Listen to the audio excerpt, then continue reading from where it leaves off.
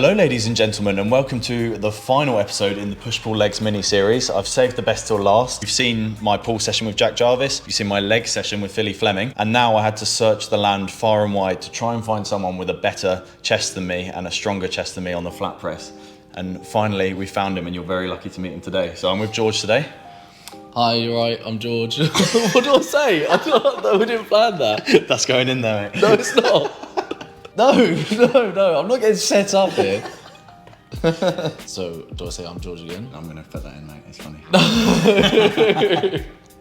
So I've got my own fitness page, started lifting about a decade ago now, so a long time. Fell in love with fitness, fell in love with all of it, haven't stopped since. Yeah, George and I went to school together, so you were actually the year below me. Yeah. And I was telling you a story, I've never confessed this to him before, but there was this time when we were in assembly. Like I said, George is the year below, he sat a few rows in front, and he's just sat there like this.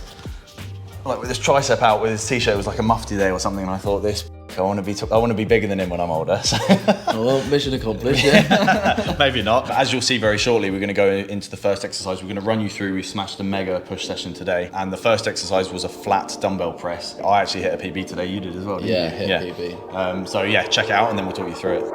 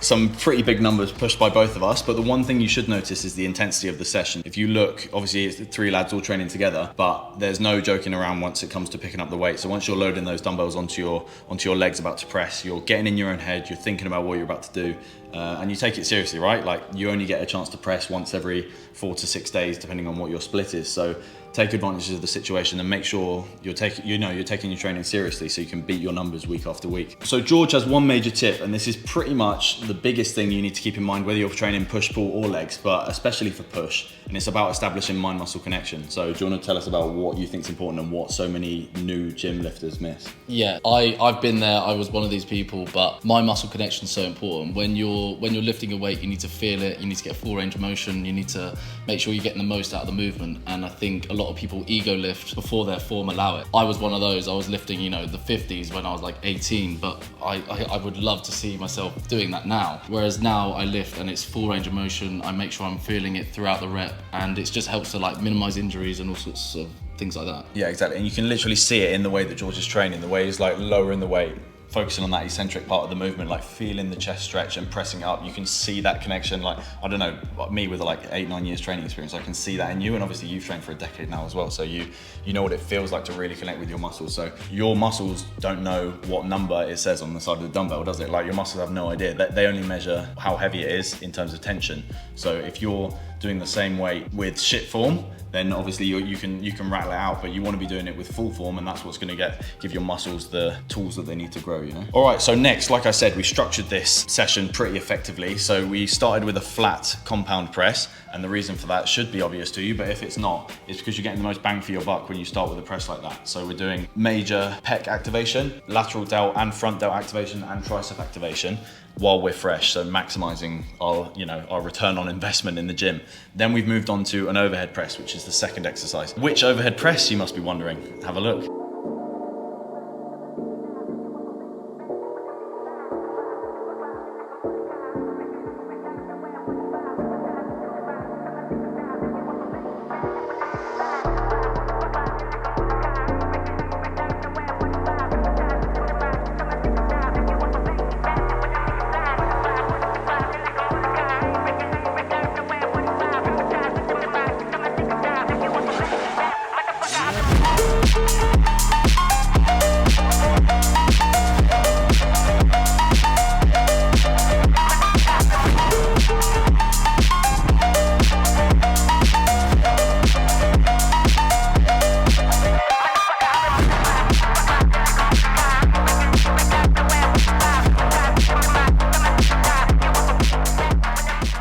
So George, that's our second exercise. We've smashed a flat compound press and now we've gone into an overhead compound press. Why did we do the overhead compound press after the flat? So we've already smashed our chest. It needs the time to recover. So we're going into a shoulder movement to get the most out of that and get the most out of our strength in our shoulders before we will then later do a chest exercise again. Exactly. So just giving it a little bit of a rest and focusing on now the lateral and front delts. And the reason that we chose an exercise like an overhead press rather than a front raise, so you can hit your front delts by doing a front raise and you can hit your lateral delts by doing a lateral raise. But by doing an overhead press, you're getting the most bang for your buck again. So as you can see, we're all about efficiency. You want to maximize every 15 minutes you spend in the gym should be maximized in my opinion. So I don't want to be doing exercises that are less efficient when I can be doing exercises that are more efficient. So we do the overhead press because you're hitting a little bit of upper chest, you're hitting your front delt, you're hitting your lateral delt and you're using your triceps as well. As George was saying, you're now working in a different plane entirely, so it's making you, more of a rounded athlete because you're not just a robot just pressing in one direction. As you'll see with our future exercise selection, we're trying to hit different angles of attack in order to round off all of the muscles that are used in pushing. So that's 2 exercises knocked out the park, and they're the bread and butter, should be the bread and butter of your push sessions in general, that flat compound press and that vertical compound press. And now this is where things get a little bit more tasty and creative because you've got a few options now. So we've hit that horizontal plane, we've hit that vertical plane, and so we've moved now onto something in between, 45 degrees between that 0 and 90 degrees.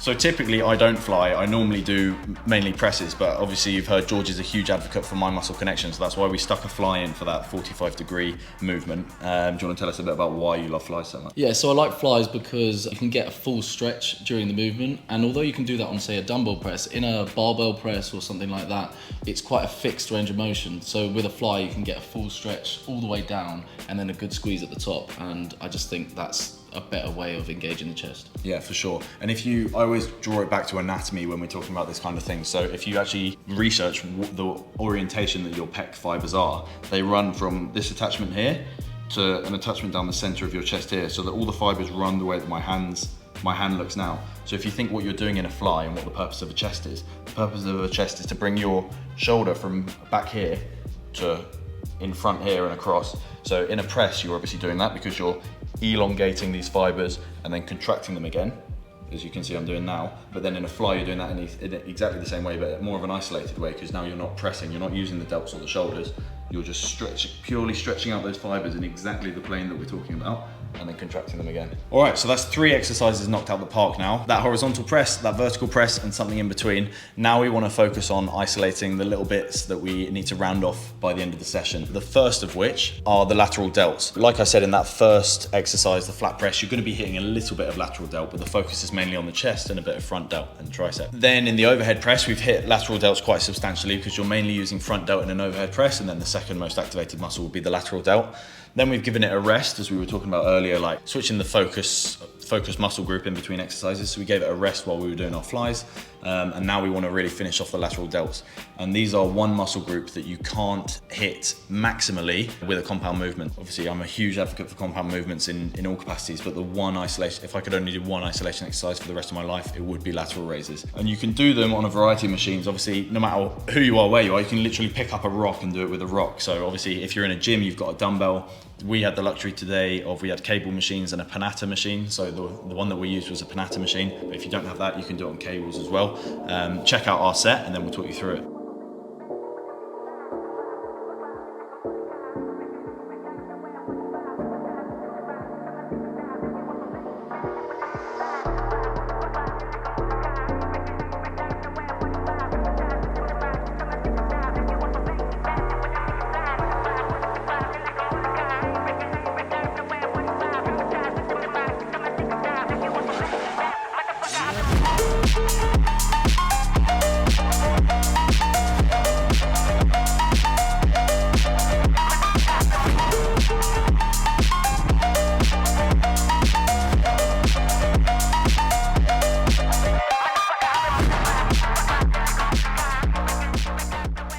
spoken about mind muscle connection so much already, but for me, I only started training lateral raises about 4 years after I started training. I don't know if you knew that. Like I never did shoulders until about 4 years. Yeah, it was final year of uni when I actually started doing shoulders.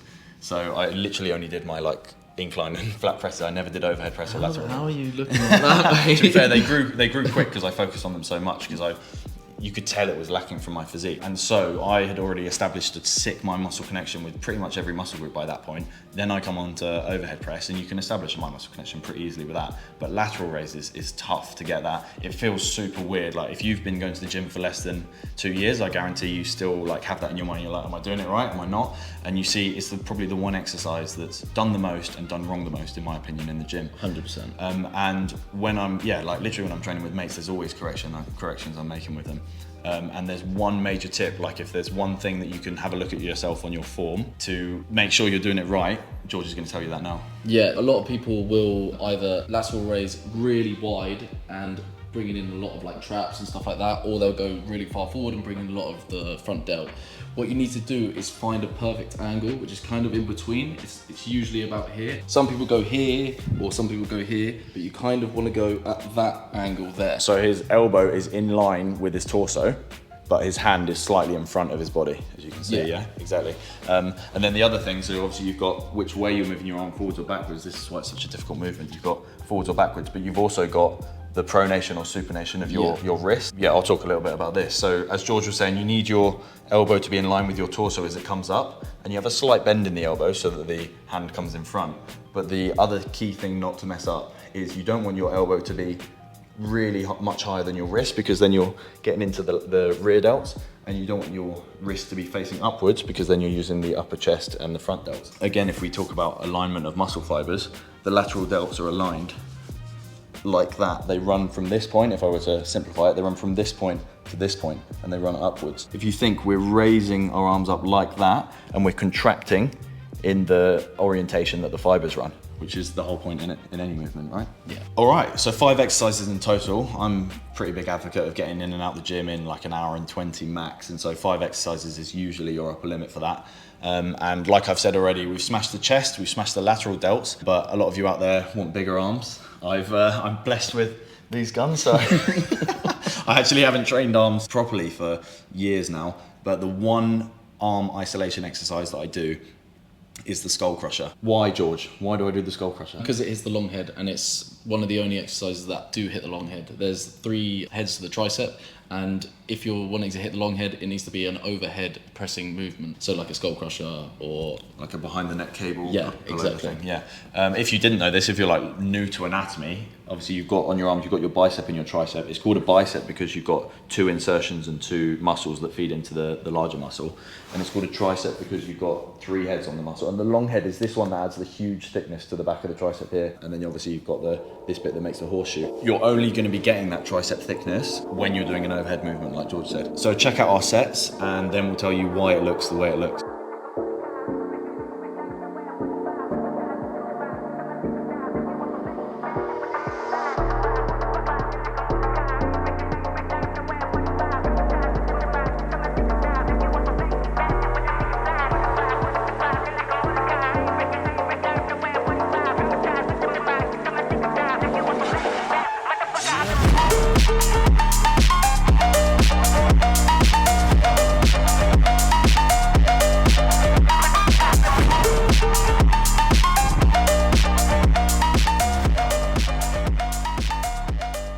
So it might not look completely orthodox. Some of the form was textbook, like Jack's form and your form was pretty textbook, but you'll notice something that I do, which I wouldn't advise as a beginner, is if you're a beginner, you should keep your elbow pinned in whatever plane it is. So like you can see George doing here, he's only moving his forearm forwards and backwards and the elbow's staying pinned. But I like to get a bit of extra stretch. So once my elbow's in its pinned position, at the bottom of the rep, I will let my elbow extend backwards a tiny bit so I get a bit of extra stretch on the tricep. And that's not a major issue as long as you're not drawing your elbow too far forward at the end of the rep. And you had a major tip as well for yeah, so with skull crushers, I think you've got to keep your elbows in because if you actually think about when you're doing the movement, you want to keep the elbows in because it puts the most amount of tension on the triceps. As soon as they become flared, your shoulders come into it and it becomes an unsafe motion. Yeah, for sure. And that brings us to the end of the workout. And one major tip that you need to continue and bring with you across all sets is you need to be improving week over week. It's no good in going into your workouts being like, oh yeah, Adam told me I should do these exercises, I'm doing them exactly like he told me to do them. But if you're picking up the same weights every single week, doing the same reps every single week, eating the same amount every single week, you're not going to get stronger and you're not going to get bigger. So depending on your starting point, what you're aiming for, like if you're a skinny guy and you're trying to get bigger, A, you need to be eating more calories, and B, you need to be putting a rep on or a couple of kilos on the bar every single time. And you should be tracking everything. So it doesn't have to be elaborate. I literally just use my notes app in my phone, which is messy, but it works for me. So I'll just write the date, I'll write what I did last week, and then I can scroll back and be like, okay, sick, I've got to beat that this time. So if we take the flat dumbbell press, for example, say you're doing 3 sets of 8 with 20 kilograms, and on that last set of 8, you're done, you feel like you're done, like that was failure, you've maximized it.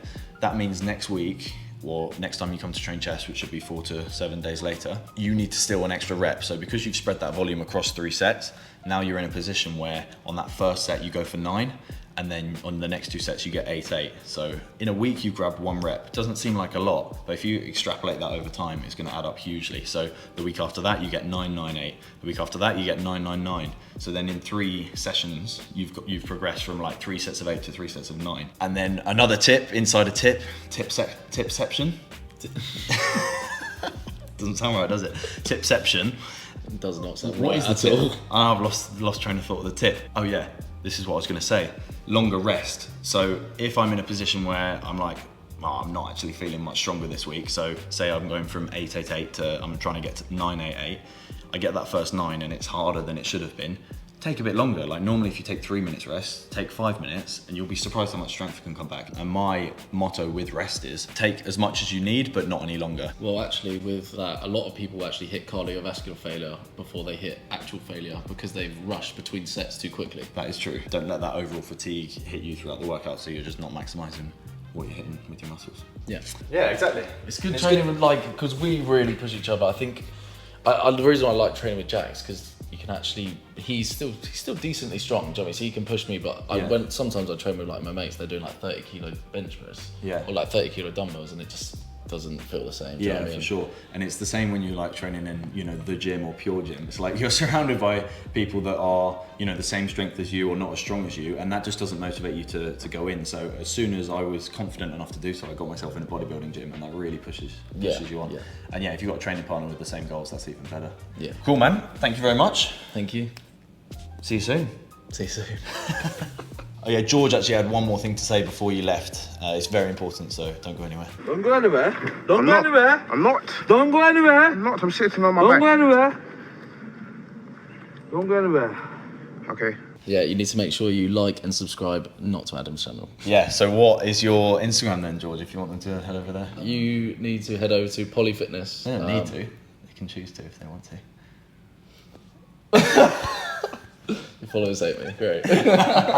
Now go on, what's your Instagram? I'll put it on the screen as well. My Instagram is Polyfitness. And what do you do there? Why should they follow you? Just like fitness tips, like we've kind of been discussing today, diet, workout, everything I know, I try and portray it in some sort of way. For sure. And one series that he's done very recently is if you're struggling for inspo, like you want to get a bit more creative with your exercise selection, he's done like your 3 biggest exercises for 3 best exercises for every muscle group. So yeah, head over there and check that out if you're looking to spice up your workouts a little bit. See you later. Thank you for watching. Please follow and subscribe. Yeah.